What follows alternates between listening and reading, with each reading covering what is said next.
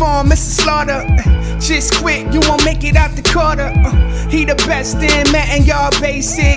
Strip the ball, he gon' get him butt naked. Hey, do your old school dance, get sticky on him. Form, hey, get sticky. What up, though? It's your boy, and look, man, I got a very special video for y'all. A lot of you guys clamor for it and absolutely love these videos, man. So I enjoy bringing to you, man. This is the story time about how your boy got jumped at the skating rink and my peoples dipped on me. Left me to get jumped for something that I didn't even do. I shouldn't have got jumped. You know what I'm saying? But look, I'm gonna have a playlist down with all my story times in them. All my story times are extremely true for real stories. If it's something that happened and I put it on social media, then I'll put something in there, like my last video about how I got my ex-girlfriend's son a whooping. I put actually my social media on there with a thread from 6 years ago where I actually posted it on Facebook, and when I was doing confessions, it was a game. But yeah, man, hope you all enjoy this story time, man. Let's try to keep these videos 200 like goal, man. Let's get it. What up, though? It's your boy Foreman. We back with another Madden Online rank match. Now, this video will serve as background noise for y'all. Y'all can enjoy this wonderful Giants no Saquon Barkley gameplay as I tell y'all about this beautiful story time. This was against a top 20 player, just so you guys know. At the time, he was top 20. And your boy went at it with them Giants and no Saquon. But look, I wanted to get with y'all with this story time, man. This is this time where your boy got jumped at the skating rink and my cousin ran off. Now, if I don't know about y'all, but when I was young, though, the skating rink was the spot. You know what I'm saying? And especially in Detroit, you either went to Northland or you went to Detroit Roller Wheels. And when I got older, we used to go to this spot out in Livonia. So at the time, I was in the 8th grade. And it was the summer before I went to high school.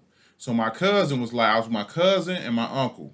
My uncle's younger than me, yes, yeah, whatever, black houses, whatever. And my cousin was like grown as hell. So he was like, yo, you want to go to the skating rink? I'm like, yeah. Now, my uncle grew up a little sheltered, so he wasn't really allowed to hang out with us like that. But this day, for whatever reason, Grams let him roll with us to the skating rink. So he goes to the skating rink with us, and we having a good time. You know, when you in the skating ring, you know what I'm saying, you doing your thing, you doing your move. I had the moves at the ring, man. I wasn't the dude who had his T-shirt in his mouth hip rolling, but you know what I'm saying, I had the leg moves. You know what I'm saying, I was in and out with the leg work. I do a little half spin. I had the dope moves at the skating ring. So we at the skating rink, and my cousin at the time, this is when, I don't know, this is when braids was popping. Now, my cousin hair wasn't long enough for the braids, but he had the crispy puff balls. If y'all a little older, y'all know about the puff balls. Look at Willie Goldbladder Jr.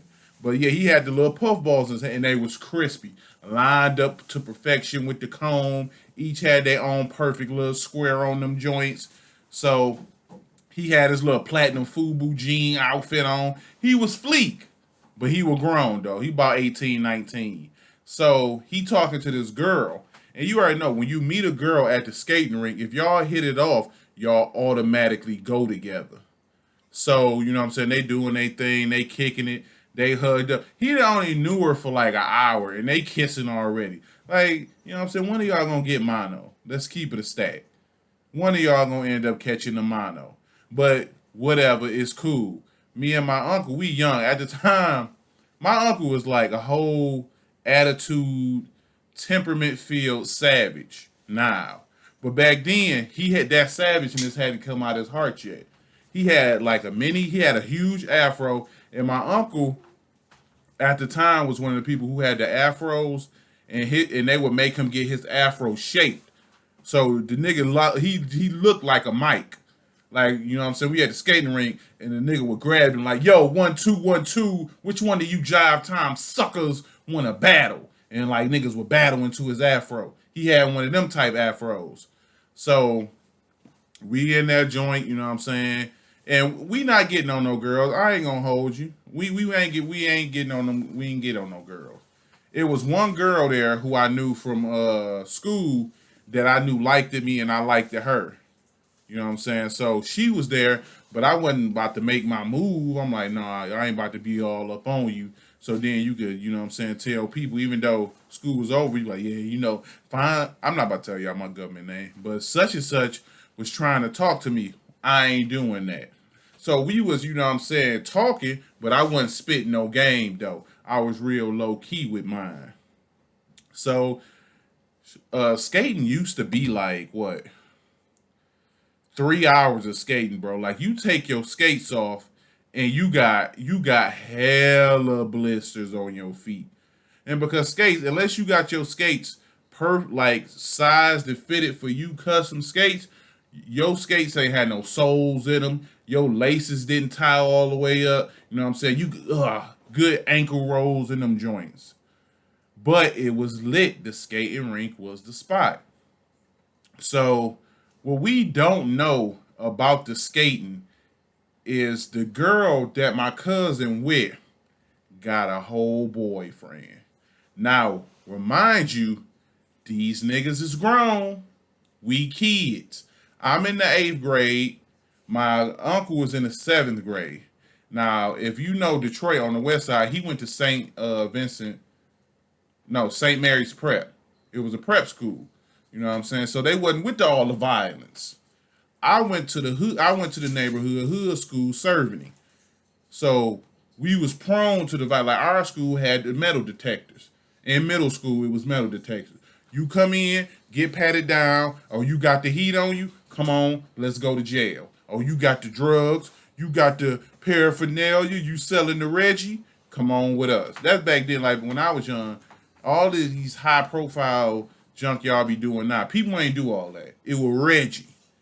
But so our school, you know what I'm saying, I was used to seeing craziness and wildness, and I was used to seeing grown-ups hang out at kid spots, because that's what you do. If you grown and you don't got much going with your life, you hang out at middle schools and high schools because you want to relive all that. You want to get all that old glory.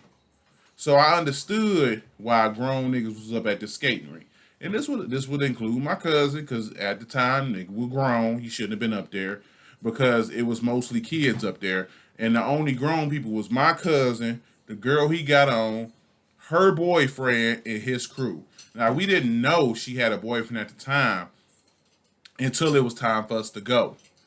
So we was waiting on my auntie to come and get us. And like I said, my uncle wasn't allowed to hang out. He had to hang out with me because I'm family. But my cousin, this was my daddy's side of the family. And he wasn't allowed to hang out with them because my daddy's side of the family is what, you know what I'm saying, my grandma would classify as thug activity. So she didn't really want him around none of that. You know what I'm saying? My pops was crazy. At the time, my uncle was doing a bid. My uncle was doing a bid for murder at the time. My pops had been hit 13 times, stabbed a bunch. Like, I had a real Savage side of the family on my pop's side. They was about all the smoke. So she didn't want my uncle around all that. But for whatever reason, she relented, let him roll with us. So we out there, we having a good time. Skating breaks up. Now, my cousin, I don't know if this nigga knew we was about to get jumped, but he wouldn't come outside. So we outside waiting on my auntie to come pick you up. And you know, you don't want them to immediately come pick you up because you want to hang outside. That's where everybody chill. You know what I'm saying? This your final day. Your final moments to get the number. So I'm talking to Shorty from middle school, my uncle right with me, and my cousin in there kissing the girl. Like he tonguing her down. So he finally come out, and I'm like, man, what took you so long, man? He was like, you know what took me so long. So I'm like, we give each other dirty handshake. So she come out, and when she comes out, her boyfriend immediately walks up to my cousin. Now, this nigga grown. So he walked up to my cousin like, what you doing with my girl? And then the girl was like, you not about to do this here. He was like, you get your ass in the car. This one I knew it got real. She didn't say, you ain't my man, don't tell me what to do. She went and got in the car. So the moment she got in the car, I'm like, it just got real. So she get in the car. When I tell you, the moment she got in the car, he didn't say nothing to my cousin. He fired on my cousin. And I didn't see him punch him, but I heard it. And that's how I knew it hurt it. Like all you heard was it was solid. Let me see if my hand broken. Like if y'all see it right here, it's broken. I got to a fight and you know what I'm saying, I'm from the hood, so I never went to the doctor and got it fixed properly. But here we go. That was pretty solid. So he punched him. All you seen was Platinum Fubu jean outfit hit the ground. Like it was no resistance. My cousin didn't eat the punch and was like, "Oh, that's what we on." No, my cousin took the punch, went down, and they started getting down on my cousin. Now I'm not about to leave my cousin on stuck because if I do that, I gotta answer to my pops and all them. We wasn't raised like that. So when he hit the ground, it's like 5 niggas stomping him out.